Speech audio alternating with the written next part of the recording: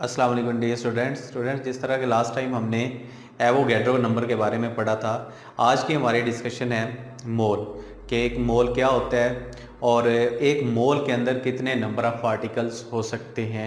तो आइए देखते हैं। हमारे पास जो मोल की डेफिनेशन है, मोल की डेफिनेशन आपको मुख्तलिफ मोल की डेफिनेशन मिलेगी। जो एक सिंपल डेफिनेशन है वो ये है, the amount of a substance that contains 6.02 10 raise to the power 23 particles. अगर किसी सब्सटेंस में इतने पार्टिकल्स मौजूद हों तो वो हमारे पास क्या होगा, एक मोल होगा। जस्ट लाइक हमारे पास जैसे एक डज़न के अंदर 12 फिगर्स होते हैं,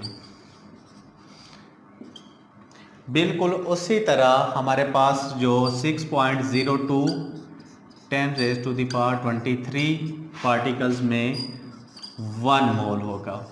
अगर हमारे पास एक दर्जन में 12 होते हैं, बिल्कुल उसी तरह 6.02 10 रेज़ टू द पावर 23 ये हमारे पास ये फिगर हमारे पास एक मोल के इक्वल होगा। ये इस रकम का आप अंदाज़ा लगा सकते हैं। मैं एग्जाम्पलीफाई यहाँ पे करूँगा कि ये कितनी बड़ी अमाउंट है हमारे पास किसी भी सब्सटेंस की। फॉर एग्जांपल हमारे पास एक ग्लास वाटर है। एक ग्लास वाटर के अंदर तकरीबन 10 मोल वाटर मॉलिक्यूल्स होते हैं। अगर एक ग्लास वाटर के अंदर 10 मोल्स कितने क्या है, वाटर मॉलिक्यूल्स हैं।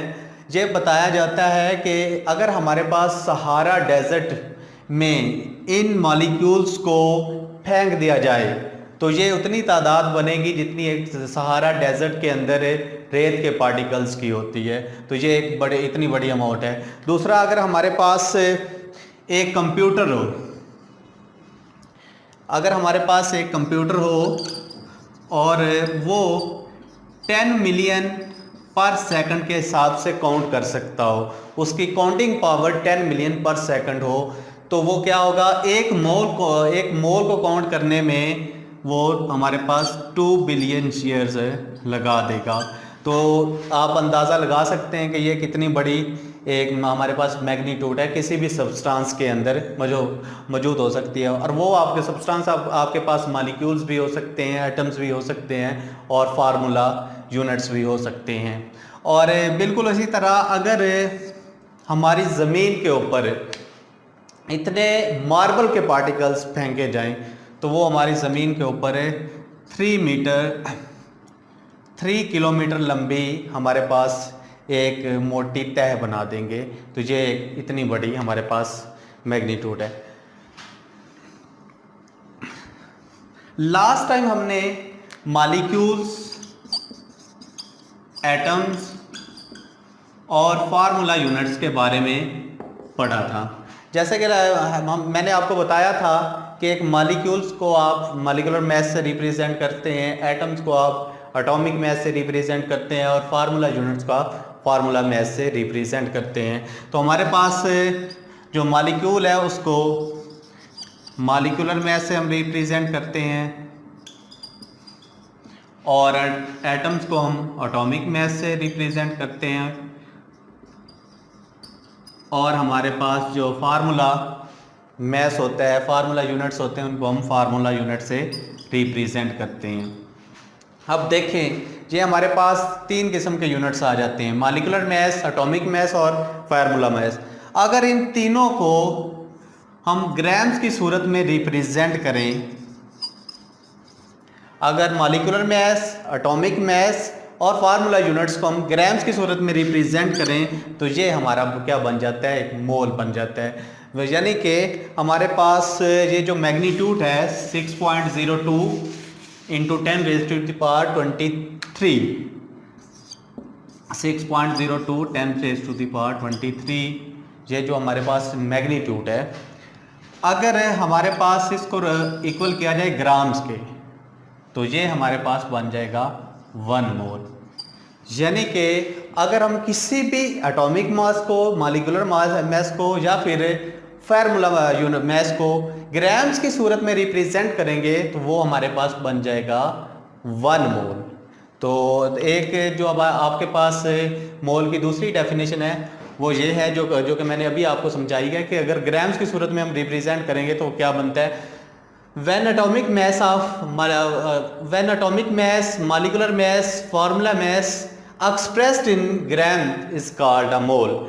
जब आप मॉलिकुलर मैस को या एटॉमिक मैस को या फार्मूला मैस को ग्राम्स की सूरत में रिप्रेजेंट करते हैं तो वो क्या आपका बन जाता है, एक मोल बन जाता है। तो ये जो एडवांस डेफिनेशन है वो मोल की ये है, ये short question point of view से आपने तैयार करनी है। अब हमने देखना है कि किसी भी सब्सटेंस के अंदर हम उसका जो मोल है, नंबर ऑफ मोल्स है, वो किस तरह से फाइंड आउट कर सकते हैं और कौन सा वो फार्मूला है वो मैं आपको बताने जा रहा हूँ जी। तो अगर किसी सब्सटेंस में मौजूद हमने नंबर ऑफ मोल्स काउंट करने हैं तो हमारे पास फार्मूला है, number of moles is equal to mass of a substance over a molar mass of a substance. अगर हमारे पास किसी भी सब्सटेंस का मास मालूम हो और उसका मोलर मास मालूम हो तो हम क्या कर सकते हैं, उसके number of moles find out कर सकते हैं। और इसी फार्मूला से आप इसको इंटरचेंज करके इनकी पोजीशन को चेंज करके आप किसी भी सब्सटेंस का मास भी मालूम कर सकते हैं, या अगर आपने मोलर मास फाइंड आउट करना है तो वो भी आप फाइंड आउट कर सकते हैं। तो आज के लिए हमारा यही था कि एक मोल क्या होता है, एक मोल की कितनी डेफिनेशंस हैं, और एक मोल किसी भी सब्सटेंस के अंदर नंबर ऑफ मोल्स को हम कैसे फाइंड आउट कर सकते हैं। तो जी, तो मोल की जो हमारे पास मॉडर्न डेफिनेशन है उसके अकॉर्डिंग हम देखते हैं कुछ एग्जांपल्स को। हमारे पास जो कार्बन का एटॉमिक मास होता है, atomic mass of carbon, atomic mass of carbon को जब हम ग्राम्स की सूरत में एक्सप्रेस करते हैं तो वो हमारे पास होता है 12। अगर हम कार्बन के एटॉमिक मास को ग्राम्स की सूरत में एक्सप्रेस करें तो हमारे पास होता है 12, और 12 हमारे पास आ जाएगा 1 मोल के इक्वल। इस तरह हमारे पास जो सल्फ्यूरिक एसिड का जो मॉलिक्यूलर मास होता है, molecular mass of sulphuric acid, वो हमारे पास होता है 98 ग्राम, और वो 98 ग्राम कितने के बराबर होगा, 1 मोल के इक्वल होगा। और दूसरी जो हमारे पास एक आयनिक कंपाउंड की एग्जांपल है वो हमारे पास NaCl है। हमारे पास जो NaCl का फार्मूला मास होता है ग्राम्स की सूरत में वो हमारे पास होता है 58.5, और ये 58.5 ग्राम्स हमारे पास इक्वल आ जाएगा 1 मोल के, बिल्कुल उसी तरह जैसे 1 दर्जन के अंदर 12 फिगर्स होते हैं। तो ये जी आज का हमारा टॉपिक था मोल से रिलेटेड। इंशाल्लाह आने वाले लेक्चर्स में हम कुछ न्यूमेरिकल्स देखेंगे और कुछ फार्मूलाज को डिस्कस करेंगे। अल्लाह हाफिज़।